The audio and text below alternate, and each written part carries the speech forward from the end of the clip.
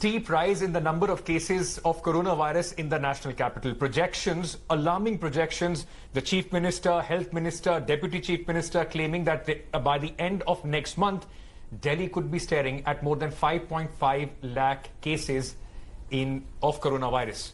That will require almost 80,000 to 1 lakh hospital beds. Is the national capital ready? And how is the next step, the crucial steps now the government is going to take?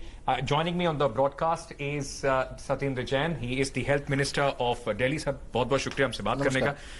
Satyendra जी, आप लोगों का projection जो आपने कल बताया बहुत alarming projection है. आपने कहा 30 जुलाई तक हो सकता है कि दिल्ली के अंदर 5.5 लाख केस हों, आपको 80,000 बेड की आवश्यकता पड़ेगी. अभी क्या इंफ्रास्ट्रक्चर है दिल्ली का और कैसे अब आप तैयारी करेंगे, क्योंकि लोग फिलहाल डरे बहुत हुए. देखिएगा, मैं आपसे बताना चाहूंगा, ये जो प्रोजेक्शंस हैं, ये प्रोजेक्शन बेस्ड हैं पुराने 2 महीने के डाटा के ऊपर. पहले शुरू में जो प्रोजेक्शंस की गई थी वो दूसरे देशों के प्रोजेक्शंस के ऊपर थी. ये दिल्ली के एक्चुअल डाटा के ऊपर है. हमने देखा कि पिछले 1.5-2 महीने में एवरी 2 वीक्स हमारे केस डबल हो रहे हैं. हर 2 हफ्ते में डबल हो जाते हैं. एक टाइम ऐसा था कि हफ्ते भर में भी डबल हो रहे थे, तो वो स्पीड तो बहुत ही ज्यादा थी. अब 2 हफ्ते में, अभी भी 12 से 13 दिन के बीच में, उसी प्रोजेक्शन को लेते हुए अगले 2 महीने के लिए प्रोजेक्शंस को किया गया है और बिल्कुल रियलिस्टिक है.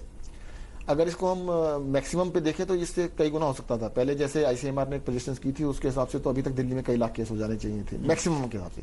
उन्होंने 3 सिनेरियो बनाए थे कि भाई बेस्ट, एवरेज एंड वर्स्ट. तो वर्स्ट के सिनेरियो में तो आज भी दिल्ली में कई लाख केस हो चुके होते हैं, परंतु हम उस डाटा के हिसाब से नहीं चल रहे हैं. हम कह रहे हैं कि जो एक्चुअल में चल रहा है, जो रेट ऑफ ग्रोथ है, उसके हिसाब से देख रहे हैं. मैं आपके माध्यम से जनता को बता देना चाहूँ रेट ऑफ ग्रोथ है क्या चीज. एक पेशेंट जब इन्फेक्ट होता है, अगर वो 2 हफ्ते में ठीक हो रहा है, तो 2 हफ्ते में ठीक होने से पहले उसने कितने लोगों को इन्फेक्ट किया.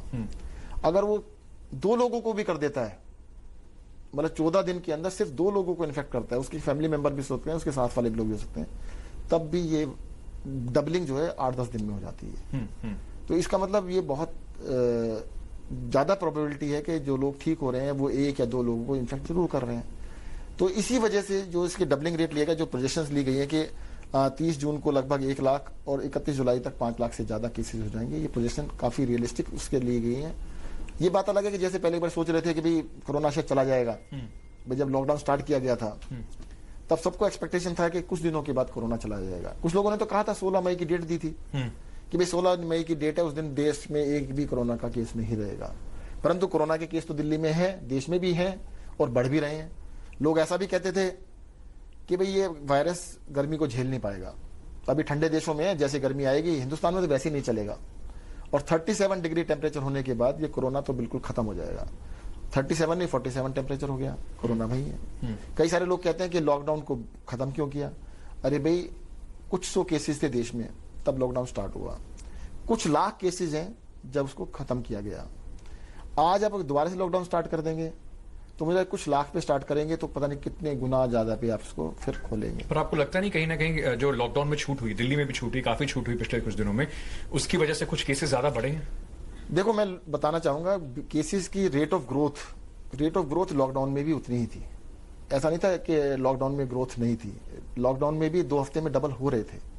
अब क्योंकि बेस ज्यादा हो गया है, अब दिल्ली में 30,000 केस हो गए हैं, तो अगले आने वाले 2 हफ्ते में हम मान सकते हैं कि लगभग 30,000 केस हो सकते हैं. जब केस ही मान लो 500 थे तो 2 हफ्ते में 500 के 1000 हुए. तो और लॉकडाउन से जो बेनिफिट मिले, lockdown was a learning exercise. Lockdown से ये था कि हमें पता नहीं था ये वायरस कैसे बिहेव करेगा, किसी को भी नहीं पता था. अलग अलग कंट्रीज में अलग अलग तरीके से बिहेव कर रहा है, तो उनको किसी को ये नहीं पता था क्या कैसे बिहेव करेगा. तो अब थोड़ा सा पता लगा है, इससे रोकथाम के रास्ते भी पता लगे हैं. देखो, कुछ लोगों को ऐसा लगने लगा है कि भाई मुझे नहीं होगा. बहुत सारे लोग ऐसे हैं कहते बाकी सबको हो जाएगा, मुझे नहीं होगा. उन लोगों से मेरी रिक्वेस्ट है कि भी थोड़ा सा संभल के चलें. कभी भी पब्लिक में जाएं तो मास्क जरूर लगाएं. आपके साथ एक भी आदमी है तो मास्क 100% लगाएं. अगर गाड़ी में आप बैठे अकेले हैं तो बिल्कुल मत लगाएं. अगर आपके साथ एक भी आदमी बैठा है तो मास्क दोनों को लगाना अवश्य है. दूसरा, सोशल डिस्टेंसिंग का पालन करें. और तीसरा, बार बार साबुन और पानी से हाथ धोएं. अगर इन 3 चीजों का पालन आप कर लेंगे तो मुझे ऐसा लगता है कि जो लॉकडाउन के बेनिफिट थे अभी भी मिल जाएंगे. पर कई लोग हैं उनको फर्क ही नहीं पड़ रहा, ना मास्क लगाते हैं ना सोशल डिस्टेंसिंग का फर्क ध्यान रखते हैं. बाद में जब हो जाता है तो किसी को आरोप लगा। क्या उन ऐसे लोगों के लिए कुछ स्ट्रिक्ट पॉलिसी की आवश्यकता है दिल्ली जी, के अंदर बिल्कुल। कहीं ना कहीं फाइन करने की, अगर आप जी, मास्क बिल्कुल। नहीं लेके आते हैं या लोग अगर गैर जरूरी काम के लिए बाहर जबरदस्ती ऐसे घूमते घामते दिखाई पड़ रहे हैं, उसके लिए क्या कुछ सरकार देखिएगा, पॉलिसी लेके मैंने आएगी? बताया कि 3 चीजों के ऊपर हम जरूर करेंगे कि मास्क अगर नहीं लगाएंगे तो उसके ऊपर फाइन किया जाएगा। जैन साहब, लोग डरे तो हुए हैं, सबको लग रहा है कोरोना का मतलब डेथ सेंटेंस होता जा रहा है, ऐसा कम से कम लोगों को डर ऐसे बैठा जा रहा है। कुछ ऐसे केसेस भी आए जिन्होंने दिख रहा है कि एक हॉस्पिटल से दूसरे हॉस्पिटल से तीसरे हॉस्पिटल से चौथे हॉस्पिटल घूम रहे हैं, बेड नहीं मिल पा रहे हैं। ऐप में बेड दिख रहे हैं पर बेड नहीं मिल पा रहे हैं। प्राइवेट हॉस्पिटल्स की अगर आप देखें तो ऐप में बेड दिखते ही नहीं है, मतलब प्राइवेट हॉस्पिटल की डिमांड बहुत ज्यादा है, गवर्नमेंट हॉस्पिटल में बेड काफी दिख रहे हैं। सरकार अब इस चुनौती को लेकर तैयारी कैसे करेगी, बेड कैसे बढ़ेंगे और इस बात को कैसे बिल्कुल। सुनिश्चित किया जाएगा कि लोगों को बेड मिले? देखिएगा, अभी प्राइवेट हॉस्पिटल्स में लगभग 3000 बेड अवेलेबल हैं, टोटल बेड्स हैं, जिसमें से जितने बड़े हॉस्पिटल्स हैं उनके बेड्स लगभग ऑक्यूपाइड हो चुके हैं। मैंने परसों बैठ के ज्यादातर हॉस्पिटल्स को बुलाया, उनसे बातचीत की। 2000 बेड हमने और ऐड किए हैं, जो कि सारे अवेलेबल अगले 3-4 दिन में अवेलेबल हो जाएंगे। तो उनके साथ बैठ के लगभग 5000 बेड हमने प्राइवेट हॉस्पिटल के साथ कर लिए हैं। साथ ही साथ हम होटल्स को, 4 स्टार होटल्स, 5 स्टार होटल्स को प्राइवेट हॉस्पिटल के साथ जोड़ रहे हैं। फिर हम बैंकेट हॉल्स हैं, कम्युनिटी हॉल्स हैं, इवन स्टेडियम्स हैं, उनको भी रैंप अप कर रहे हैं ताकि कैपेसिटीज को बड़े स्केल पे बढ़ाया जा सके।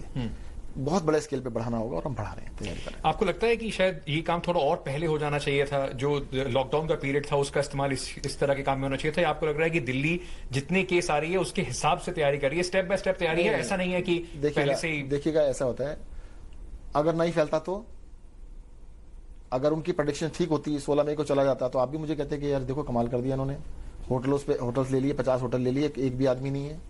भाई होटल्स को हमने प्लान अप कर रखा है ना, हमने दिल्ली में 10,000 होटल रूम्स को प्लान किया हुआ है कि अभी फर्स्ट फेज में हम जल्द से जल्द ले लेंगे। परंतु मैं उनको लेके बैठ जाऊं, 10,000 में से मेरे पास 100 भी पेशेंट ना हो तो क्या फायदा होगा।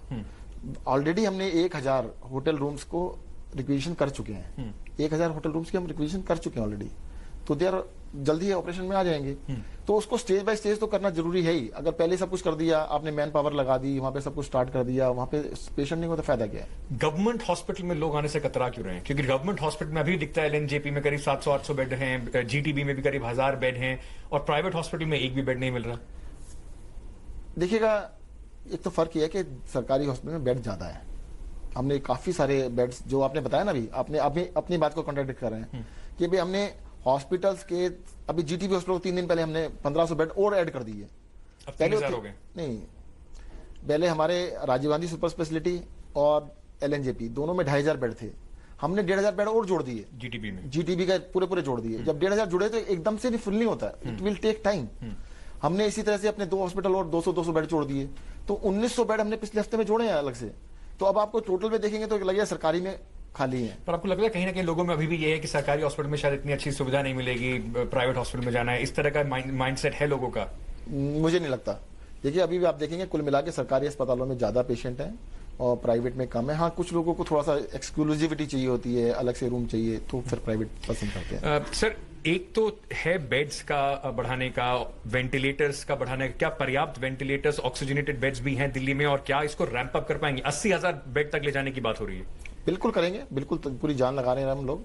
हम ऑक्सीजन कंसंट्रेटर्स खरीद रहे हैं, ऑक्सीजन सिलेंडर्स भी लगा रहे हैं, पाइपलाइंस लगवाई हैं, तो बिल्कुल इसको कर रहे हैं और ज्यादातर बेड्स ऑक्सीजनेटेड बेड करने की प्लानिंग है। एक बड़ा सवाल ये भी है कि आप इंफ्रास्ट्रक्चर तो चलिए फिर भी क्रिएट कर देंगे, मेडिकल पर्सनल जो है, स्टाफ जो है, डॉक्टर्स, नर्सेज, बाकी जो स्टाफ है, अगर इस जो स्थिति जो प्रोजेक्शन में है, अगर वो स्थिति बनती है तो क्या पर्याप्त मेडिकल प्रोफेशनल्स होंगे दिल्ली में? नहीं, देखिएगा, लोगों को यूज करेंगे हम, जो भी है कि इसको रिलैक्स भी करेंगे। हो सकता है आयुष के डॉक्टर जो हैं उनको भी हम यूज करेंगे, डेंटल डॉक्टर्स हैं उनको भी यूज करेंगे, और इवन हम थोड़ा रिलैक्स करें, नर्सेज के लिए एएनएम्स हैं उनको भी यूज करेंगे। जो भी रिसोर्सेज अवेलेबल होंगे सबका यूज किया जाएगा। क्या कुछ प्लान इसके लिए ड्रॉ हो रहा है? क्योंकि मुंबई में जैसे देखने को मिल रहा है कि डॉक्टर्स के ऊपर बहुत प्रेशर है, वहां कमी पड़ रही है डॉक्टर्स की, और जो स्पेशलिस्ट है उनकी। डॉक्टर्स का मैं बता दूं आपको, डॉक्टर्स का नंबर्स तो ओवरनाइट बढ़ने वाला नहीं है, बट उन्हीं को हम ठीक तरीके से और ज्यादा अच्छी तरीके से यूज करना चाहेंगे, बिल्कुल करेंगे। आपको लगता है साहब, जिस तरीके से जो प्रोजेक्शंस हैं उनको देखते हुए स्कूल्स के खुलने की जैसे बात हो रही थी कि जुलाई में या अगस्त में खुले जा सके, अभी दिल्ली स्थिति में है एटलीस्ट इन प्रोजेक्शन को देखते हुए कि स्कूल्स जो हैं, बच्चे वनरेबल सेक्शन में भी आते हैं, उनको खोला जाए अभी इस समय? देखिए, स्कूल, कॉलेज, कोचिंग सेंटर्स अभी थोड़ा सा लगता नहीं है कि अभी समय लगेगा उसमें। सर, मैं आखिरी सवाल आपसे ये पूछना चाहूंगा। बार बार ये बात हो रही है कि जैसे दिल्ली में हेल्थ इंफ्रास्ट्रक्चर बढ़ाने की बात है, आपने ये भी बोला कि दिल्ली के लिए बेड्स को रिजर्व करा जाए दिल्ली के लोगों के लिए। एलजी साहब ने उसको पलट दिया। सेंट्रल गवर्नमेंट से कितना आपको इसमें सपोर्ट मिल रहा है? सेंट्रल गवर्नमेंट कितने, ये जो आप 80,000 बेड बनाने की जो कोशिश कवायद चल रही है दिल्ली में, उसमें सेंट्रल गवर्नमेंट के कितने बेड आपको उम्मीद है कि आप ऐड हो पाएंगे? नहीं, देखिए मैं आपको छोटी सी बात बताऊं, दिल्ली के अंदर लगभग 10-11 हजार बेड दिल्ली सरकार के पास हैं और इतने ही लगभग केंद्र सरकार के पास है, 12,000 के करीब बेड हैं। देखते हैं, हम रिक्वेस्ट करेंगे जितना भी वो हम सेल्फ हेल्प कर पाएंगे उतना अच्छा है। क्या आपको ऐसा नहीं लगता है कि जैसे बड़े अस्पताल जो हैं, एम्स, सफदरजंग, उसमें काफी ज्यादा कैपेसिटी है, तो वहां से कुछ और मदद मिलनी चाहिए दिल्ली में? करेंगे, अभी मुझे लगता है वो भी इस बात को मानेंगे और करेंगे जरूर। क्योंकि अभी तक इस तरह से दिखा नहीं है कि एक बार जो सेंट्रल गवर्नमेंट के अस्पताल हैं वो बड़े स्टैग्नेंट रहे हैं नंबर ऑफ बेड्स को लेकर, और साथ ही साथ जो बड़े अस्पताल हैं जहां पे कैपेसिटी बहुत बड़े लेवल बढ़ाई जा सकती है, उनको लेकर एक बार बार सवाल उठ रहा है कि वो क्यों नहीं आ रहे, सफदरजंग पूरी तरह से क्यों नहीं आ रहा, या एम्स में थोड़े और बेड क्यों नहीं बढ़ाए जा रहे, और साथ ही साथ दिल्ली सरकार के जो बाकी सरकारी अस्पताल हैं उनसे भी क्या आप बेड निकालेंगे? नहीं, देखिएगा, दिल्ली सरकार के हमने 5,000 बेड तो अभी तक कोरोना के लिए डेडिकेट कर दिए हैं। फर्दर 1,000 हम और थोड़े दिनों के अंदर और कर देंगे, 6,000 के करीब हो जाएंगे। उसके बाद उसको गवर्नमेंट के हॉस्पिटल के साथ हम बैंकेट हाउस को अटैच कर रहे हैं, बाकी चीजों को अटैच कर रहे हैं, ताकि उसको कैपेसिटी को मल्टीफोल्ड बढ़ाया जा सके।